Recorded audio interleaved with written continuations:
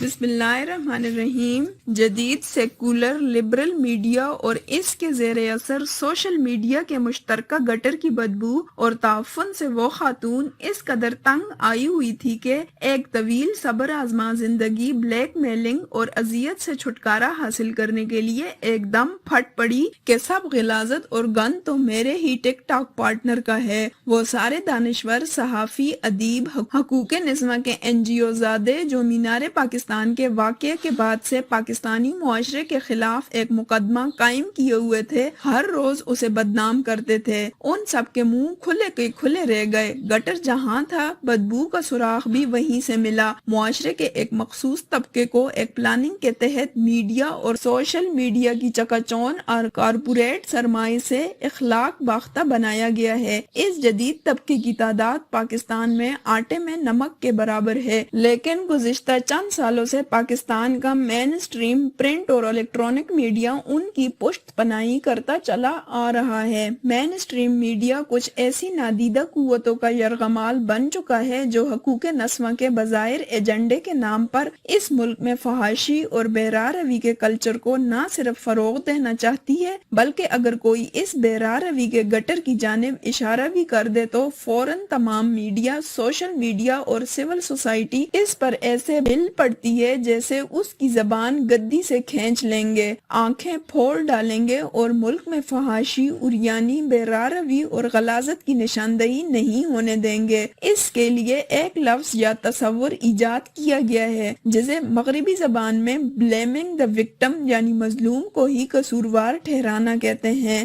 اس تصور کے ساتھ یہ بھی طے کر دیا ہے کہ مظلوم ہر صورت میں عورت ہی ہوگی یا پھر وہ مرد ہوگا جو معاشرے کی اخلاقی حدود کو توڑ کر بغاوت کرتے ہوئے کسی حادثے کا شکار ہو جائے۔ مینار پاکستان پر ہونے والے واقعہ سے پہلے ایک تسلسل سے 3 بہت اہم واقعات ہوئے جن کے حوالے سے ہمارے میڈیا، سوشل میڈیا اور سول سوسائٹی کا رویہ اس قدر سفاکانہ، جاہلانہ اور خوفناک تھا کہ محسوس ہونے لگا کہ پاکستانی معاشرہ ان کا یرغمال بن چکا ہے۔ پہلا کیس 9 ستمبر 2020 کو سیالکوٹ موٹر وے پر رات گئے ایک خاتون کے ساتھ جنسی زیادتی کا معاملہ تھا۔ یہ واقعی ایک دردناک واقعہ تھا۔ اس واقعہ کے چند منٹ بعد CCPO لاہور عمر شیخ نے ایک خالصتاً دردمندانہ لہجے میں کہا کہ خاتون کو چلنے سے پہلے اپنا پیٹرول دیکھ لینا چاہیے تھا اور رات کے وقت سنسان و بیابان موٹر وے کی جگہ GT روڈ پر سفر کرنا چاہیے تھا۔ ان کا یہ کہنا تھا کہ پورا میڈیا اور سول سوسائٹی اس پر ٹوٹ پڑی۔ اگر راستوں کی خطرناکی کا اندازہ پہلے سے کرنا سفر کی پلاننگ کا حصہ نہ ہوتا تو دنیا بھر میں ہر بڑی شاہراہ پر وارننگ بورڈ اور سگنل کبھی موجود نہ ہوتے، لیکن یہاں معاملہ CCPO کا نہیں تھا بلکہ اس تصور کا تھا کہ تم ہوتے کون ہو، یہ پوچھنے والے کہ عورت جب، جس وقت، جہاں اور بغیر کسی ساتھی کے باہر کیوں نکلی ہے۔ پورے پاکستان کو اس قدر خوفزدہ کیا گیا کہ CCPO نے معافی مانگی۔ اس کی معافی یقیناً ایک باپ کی معافی تھی جو اپنی بچی کو دیر سویر باہر جانے سے ٹوکتا ہے اور لوگوں کے کہنے پر معافی مانگتا ہے۔ پورے میڈیا پر کسی کو یہ فکرہ تک کہنے کی ہمت نہ ہوئی کہ اسلام تو حج پر بھی عورت کو محرم کے بغیر جانے کی اجازت نہیں دیتا۔ اگر سنسان راستوں پر اکیلے نکلے گی تو نتیجہ یہی ہوگا۔ دوسرا واقعہ جولائی 2021 کو پیش آیا جب ایک شخص عثمان مرزا اپنے چند ساتھیوں کے ساتھ ایک نیم برہنہ جوڑے پر تشدد کرتا ہوا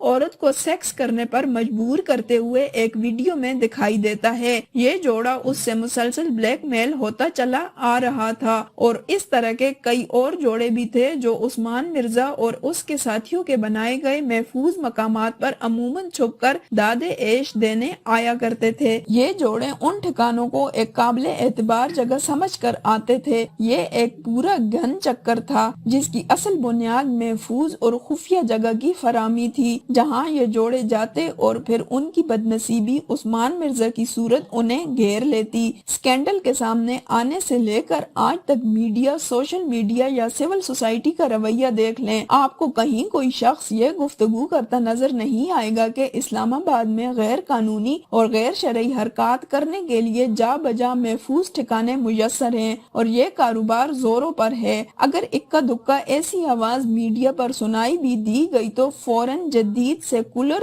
آزاد خیال مافیا کود پڑا۔ تم کون ہوتے ہو یہ سوال کرنے والے کے ایک عورت جہاں جدھر اور جس کے ساتھ چاہے تنہائی میں بیٹھے رات گزارے، یعنی وہ بنیاد جس نے اس جرم کی دنیا کو جنم دیا، اس کی نشاندہی سے میڈیا کو زبردستی روک دیا گیا کیونکہ اس سے خواتین کی آزادی پر قدغن لگتی تھی۔ تیسرا کیس مشہور نور مقدم کیس ہے۔ یہ کیس اپنے تمام خد و خال اور قرائن و شواہد سے جدید مغربی تہذیب کا نمائندہ کیس ہے۔ امریکہ اور یورپ میں روز ایسے قتل ہوتے ہیں۔ ایک جوڑا معاشرتی بندنوں اور ازدواجی پابندیوں سے ماورا ایک ساتھ رہنا شروع کرتا ہے جسے لیونگ ٹوگیدر کہتے ہیں۔ وہاں اس کی معاشرتی حیثیت شادی سے کم نہیں ہوتی۔ پھر ایک دن دونوں میں اختلافات پھوٹ پڑتے ہیں۔ خاتون چھوڑ کر کسی دوسرے کے ساتھ زندگی گزارنے لگتی ہے۔ ایسے میں جذبات سے مغلوب سابقہ بوائے فرینڈ اسے قتل کر دیتا ہے یا کسی پلاننگ سے گھر بلا کر موت کے گھاٹ اتار دیتا ہے۔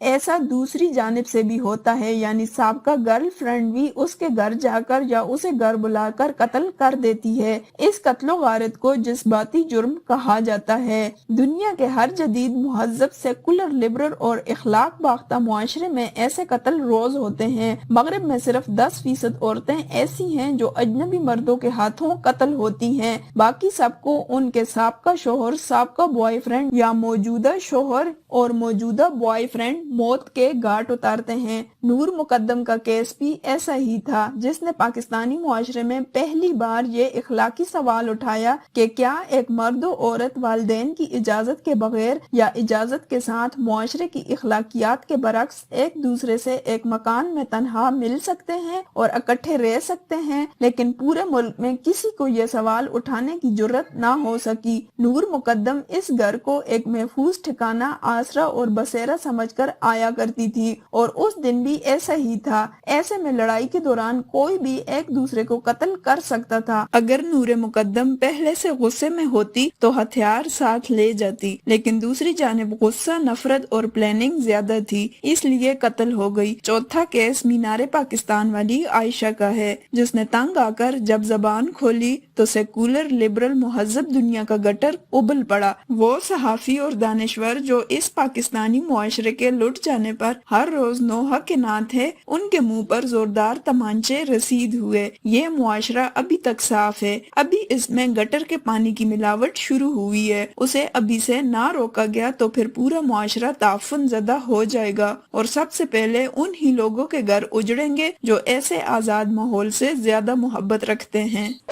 اگر آپ کو ہماری آج کی ویڈیو پسند آئی ہے تو ویڈیو کو لائک کریں، چینل کو سبسکرائب کریں اور بیل آئیکن کو ضرور دبائیں۔